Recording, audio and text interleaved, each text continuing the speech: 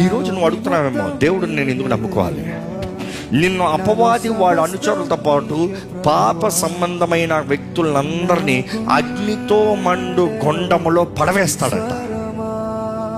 కానీ నీవు అపవాదితో ఉండకూడదని నీకు రక్షణ మార్గాన్ని సిద్ధపరిచి, నీకు విమోచన మార్గాన్ని సిద్ధపరిచి, నువ్వు ఆయనతో పాటు బ్రతకాలని దేవుడు ఆశ కలిగి ఉన్నాడు.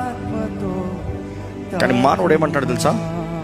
ఈ భూమే శాశ్వతం, ఈ లోకమే శాశ్వతం, ఈరోజు నాకు ఇక్కడ ఉన్నదే శాశ్వతం, నాకు ఇక్కడ పాడైతే దేవుడు ఏదైనా బాగు చేస్తే చాలు, నిత్య జీవ సంగతి తర్వాత. మీ వయసు ఎంత అండి? మనుషుడు ఆయుష్ ఎంత అంట? 70 లేకపోతే 80 సంవత్సరాలు. ఈరోజు చెప్పాలంటే బీపీ, షుగర్లు, ఆ జబ్బులు, ఈ జబ్బులు, కియ్యు గయ్యు, ఆర్థరైటిస్లు, లేకుండా ఉంటే సుఖంగా